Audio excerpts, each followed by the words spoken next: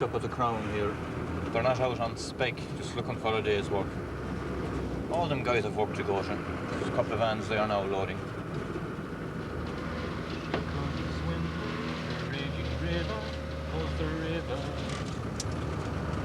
This is McNicholas's pickup place. Nobody here yet.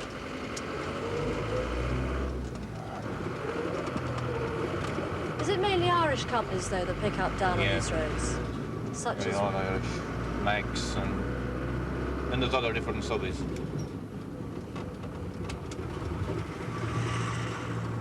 This is Mag's pickup place along here. What can we do? Like, what else can we do? I don't disapprove of the hiring fare, if you want to call it a hiring fare.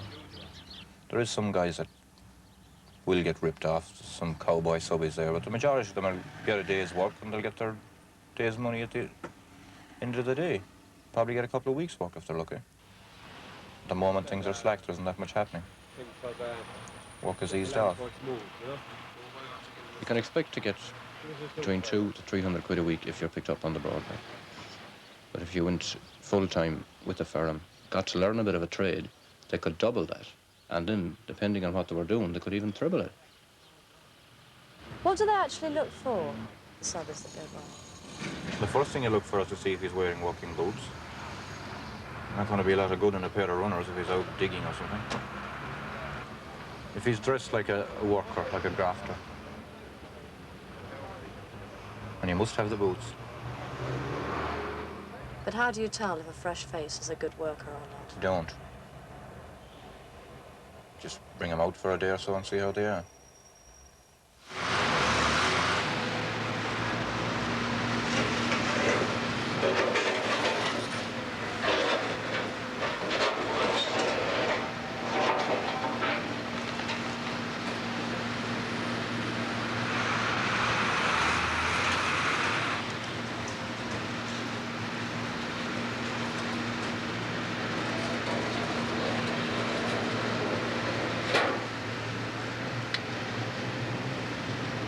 Did you ever put out an anchor board in your life? You want to know how to put out an anchor board? Bring down one anchor iron, one short board. No, I have one short board here. Just bring down one of the anchor irons. I have a short board here. Get your body down here and wear your hat. Right. What exactly, Frank? Explain to me quickly what you're doing down here. I'm building a manhole for British Telecom. Please, please, Tony, please, please, today, please. Who taught you how to do it? He taught me how to do it. I told everybody I could do it. I couldn't do it, but if you don't tell me, Molly, please. But if you don't, how else do you learn? How does one You learn? go with the manhole builder, like what Tony is doing now. Body down here, plus hat, plus anchor iron, please. Bring that with you, have a board.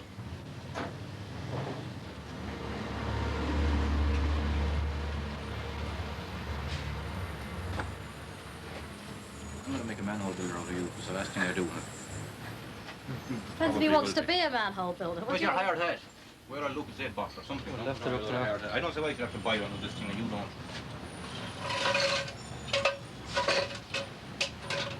Were you qualified to do something back at home before you did this thing? Yeah, What did you do? show repairs. Cobbler? Yeah, Wouldn't it be worth doing that here? no, Why? because the money is useless. 7 years trying it. Gone down the train, yeah. I was working before I came back here. But I can make more here in 2 days than I can make in a week at home. That's what you have to take into consideration. I was told once to treat London as a prison. Do your time, make your money and get out.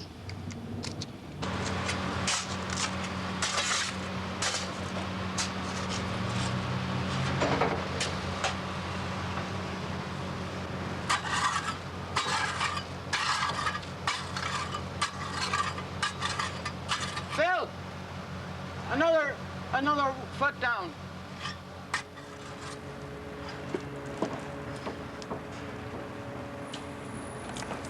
quite bad here. Yeah.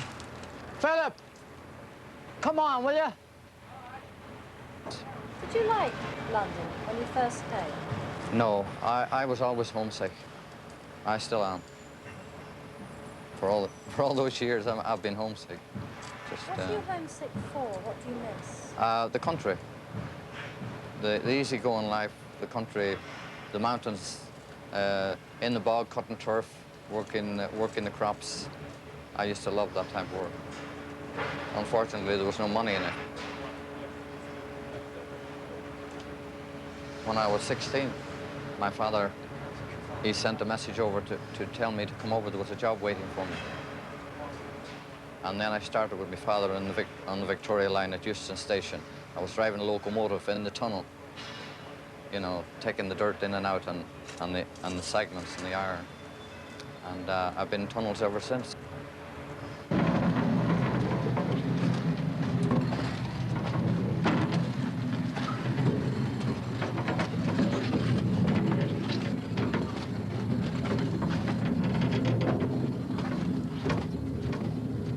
You don't know what to expect when you come underground into a heading like this. You know. This is a cavity from an old heading, as you can see. Goes right away down. Now, as far as you can see, it goes under the streets of London. It's all tunnels with either sewer pipes or telecom cables or water. You know, there's lots of tunnels. Best of sound out here.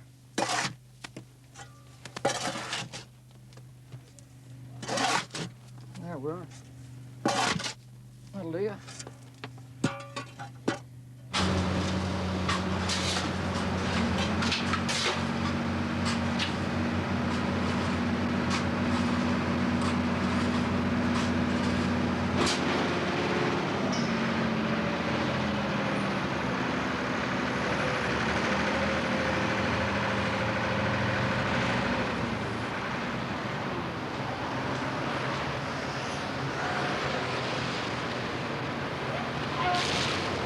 What time on the Broadway? 5:42, I think. 5:30. Oh, yeah. No, Todd. Are you two from the Todd is same right. place? No, we're neighbouring counties. Which counties? John is Mew, I'm just come on. Rush coming, huh? Ryan New Galway. Make you an honorary Galway, man. Oh, yeah, make shit. Make you an honorary one. What do you call her as common virgin, Molly? What? What do you call her as common virgin? I don't know. Sheep that hasn't been to Galway yet. If you take a person from one environment and put him in another, the people that are good will get much better. I think, particularly in the period then when I was working in the trenches, you were taking people from a very rural environment and you're putting them doing something entirely different. That some of these guys had potential which they didn't even realize themselves. So if you take a guy from Neasden and put him in Wembley, he's not going to see any difference in his lifestyle. But you take a person from a very tough background in the west of Ireland and put him into central London, quite often there's a potential there which he didn't know himself existed. Yeah, but I don't mind taking hassle. I want results. Some guy out there needs discipline or some gang or whatever. If we've hit cables that's damaged, we need some action taken on it. So I want Louis to get back in touch with you this afternoon and tomorrow morning and try and get it sorted out. I certainly don't want it to fall apart because he's going on holiday. All right then, Sean? See you. I'll just make another call. Yeah, there's one lazy guy, I mean, an in-between bloke, you know. These youngsters, they all seem to want to do it instantly. If they don't sort of get the pot of gold the first 6 months, they criticise the country, say the country's no good, like it was all a myth. They don't give it a chance. What are your school friends doing now, the ones back in Ireland? One of them's a grave digger. Just trying to think. Mainly a couple on the farm and working the inherited the father's farm and the farm, and the majority, you know, the vast majority would have emigrated. The next year now is the same as the bottom one. Yeah. And then the top one is trenches out. At the top of the trench sheets. Okay, that's fine. So, John, we'll move on. Okay, Frank. Apart from the set of timber, there's nothing else you want? No, that's it.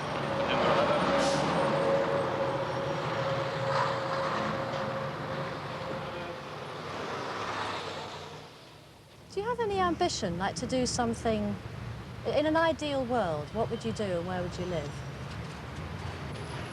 If you had your choice. You mean you're talking about fairy tales now, is it? Like, Yeah.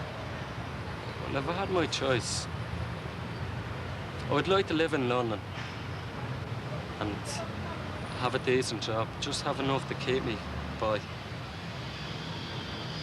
Enough money to pay me rent, and that'd be it. Enough money to go out and have a drink at the weekend, do my week's work, and a bit of saving on the side.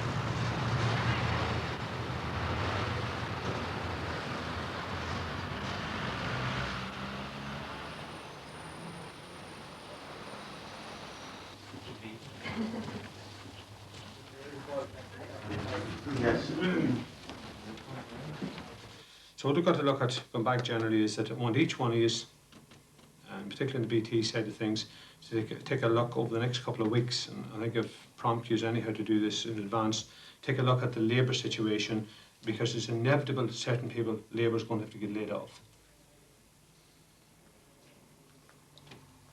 How many vans can we get rid of? And I mean now, normally you'd have said 6 months ago, well, it's okay and we'll let it slide on and times is good and all's rosy in the garden, there's no great problem here. But there is a serious problem here. We've definitely got to prune and live a little bit in the real world. I mean, I'm going to certain sites and there must be a van for every bloke on the bloody site. I know that's a slight exaggeration, but... The problem is if you have a few good blokes and you're giving them a van, you know, I mean, if you take that van off them, they're not going to be very happy about it. John, no, but the thing is, if we try to keep everybody happy, including myself, the company couldn't afford to keep me. So I think you're going to ruffle a few feathers and put it to the test, and we'll have a few victims, and we lost a few people by the wayside. And it's a good time with shedding labour and various things to combine the whole thing together. And you'll have to be a little bit more nastier. The situation with the real world would be, there'll be very little work. There'll be very little work, and there'll be labour in all aspects to have to be shed.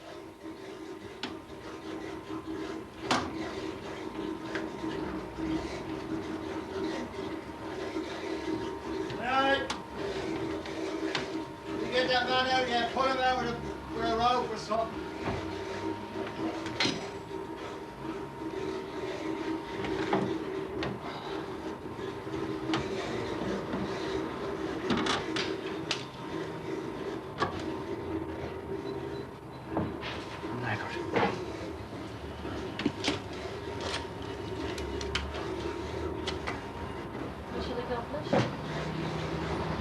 Eventually. Come on, Frank.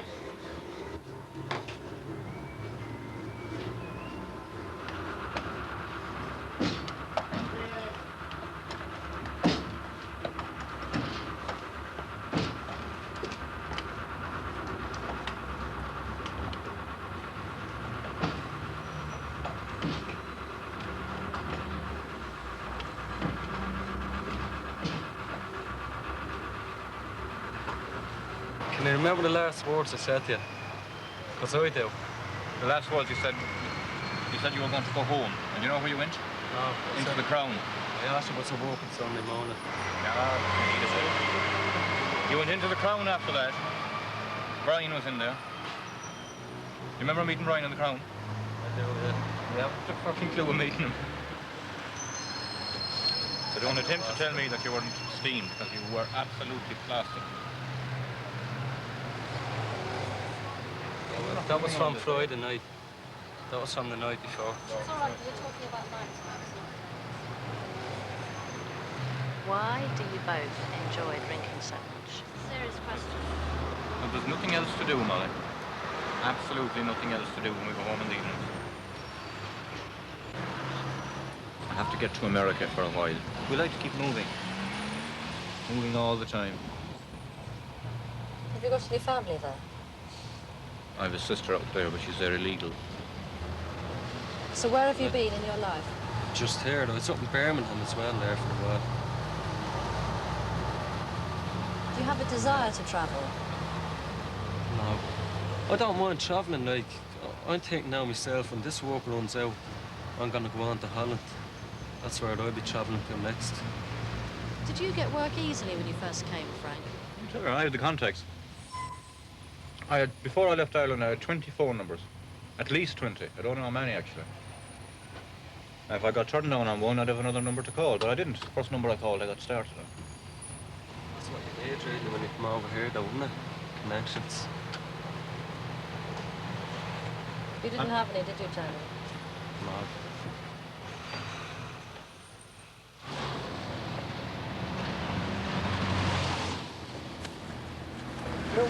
Morning, John. There's muck in the bottom of it.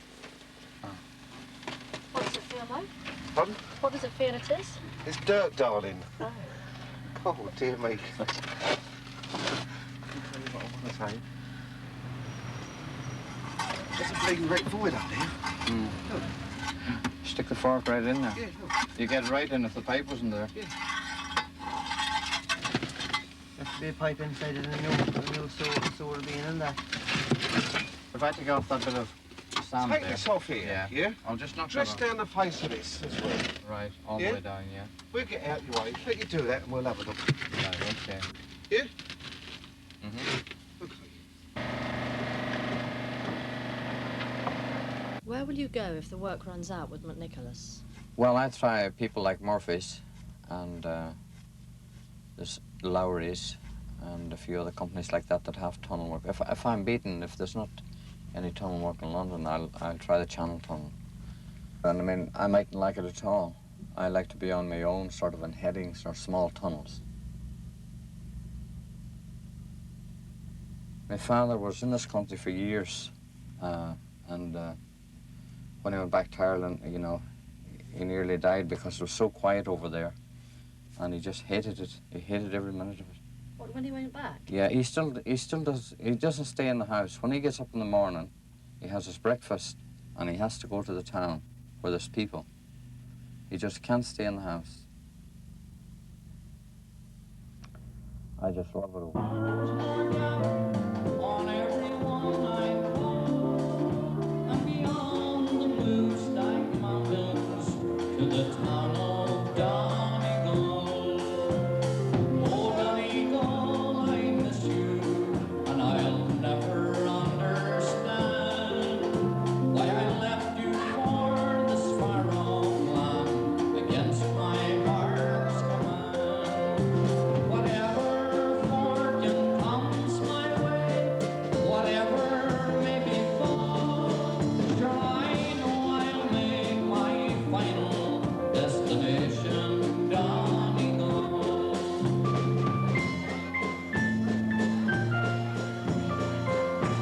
So we're going to play before we go our own national anthem. We'd like your attention, please.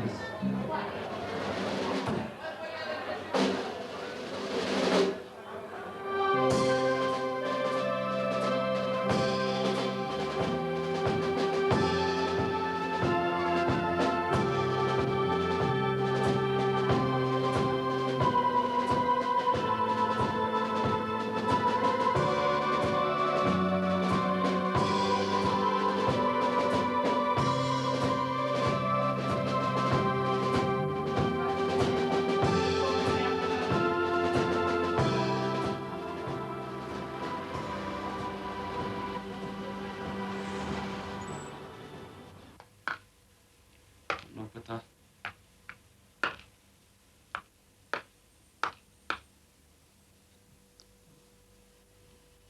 Do you know why he let you go? Because he hadn't got much work going. He hadn't got much work going there. He says that he held me on as much as he could. And that was it. He says, we have to let a lot of people go, he says, because the work is cutting down. How long has that been you've been with him? been with them about 3.5 months.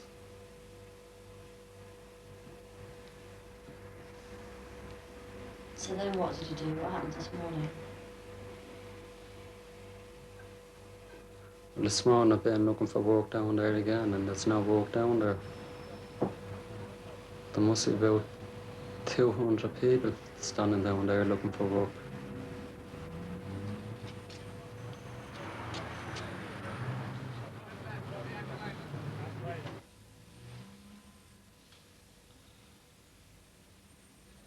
This is myself and my mother, and these are our dogs from back home. And who's the lady underneath the picture? This one here? That's just a picture I got when I come over here. I bought it on the market over here at 25p. It's just... Why do you like it? I just put it there for something to show, you know. But do you have friends who come up and see you in here? No.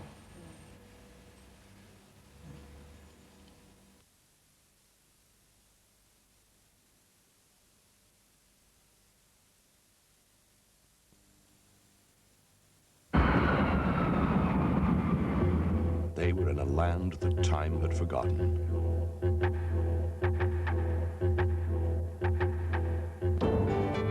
A place like nowhere on earth.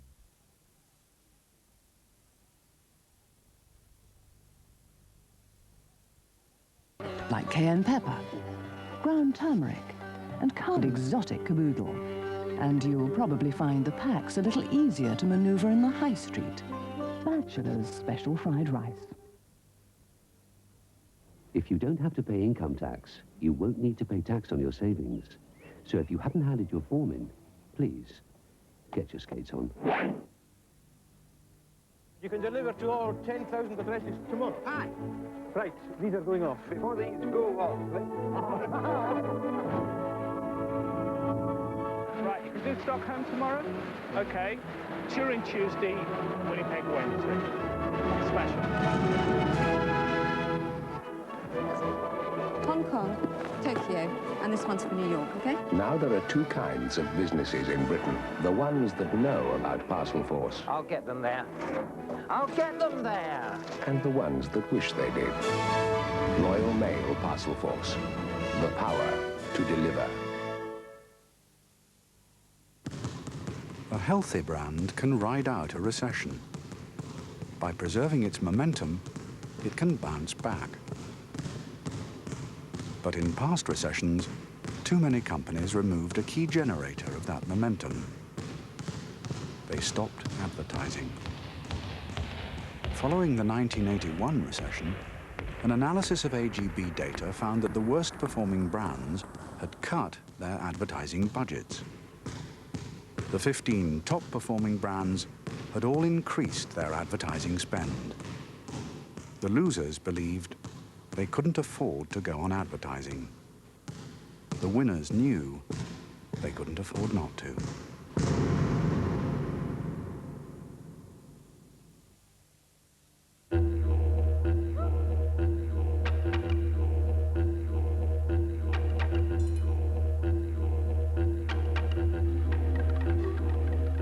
Cut up to 50% off flights around Australia when you fly down under with us.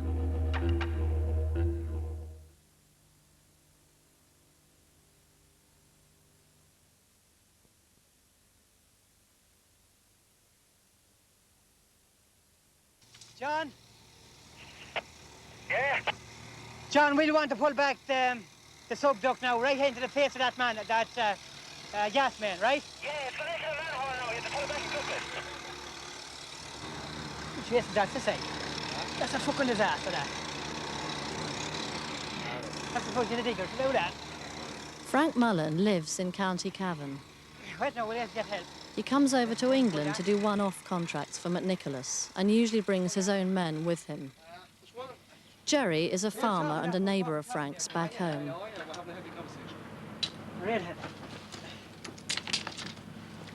This job is unusual in that they're breaking into a disused gas main to lay telecom ducts. It's not something McNicholas have done before. We only had a quarter of a tonne on the winch yesterday. We're going to have markedly more today. Kevin, how would this have been done before you called for a gas 300 yards full. You just have to open cut. You'd have all the consequent disruption all the way down the road. From our point of view, it'd have been better off if we did the open cut. We'd make more money out of it. Keep pulling. Yeah, keep pulling, yeah. Take it easy. It's going nice and slow. Cut again. See, so we pulled it 2 or 3 times yesterday, we hadn't a bit of problem. Yeah, yeah. What the fuck's the crack up there?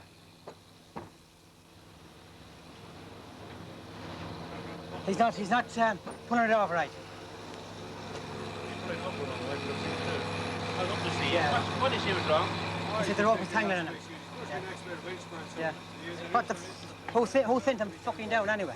That's no problem. No problem, but I want to, I mean, this winchman, not a fuss about taking this winchman down. Well, we'll have to, he needn't bother coming back tomorrow. Yeah. No, we'll do my own winching myself. Yeah. No problem. Not a problem, No. I'll be back on Thursday, Frank. Okay. I'll see you. See you, though. Bye, Kevin. Bye.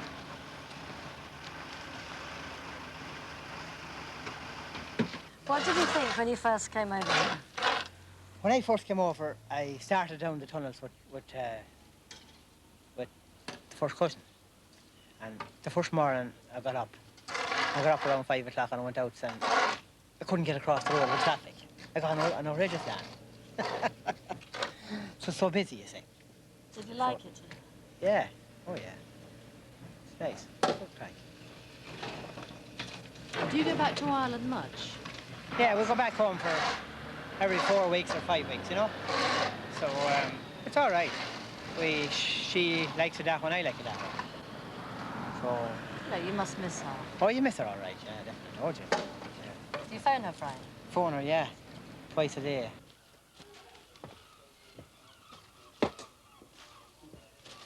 I'm sure you do that too, do you?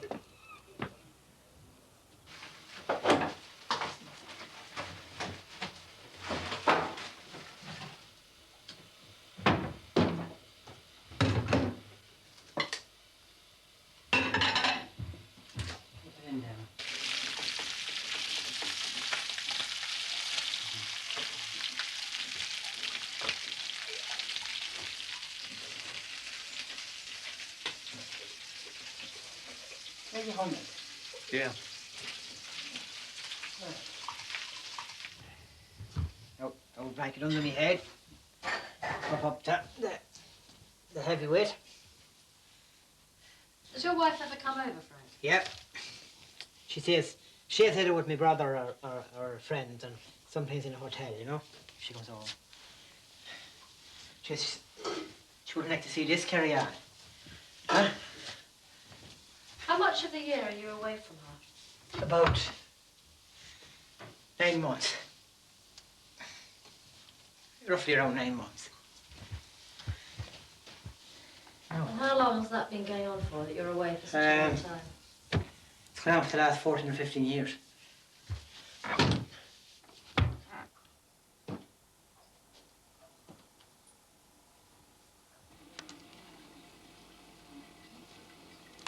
There's a lot of scandal on, isn't there?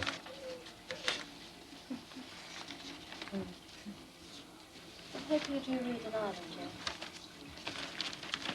It'd be mostly the Irish.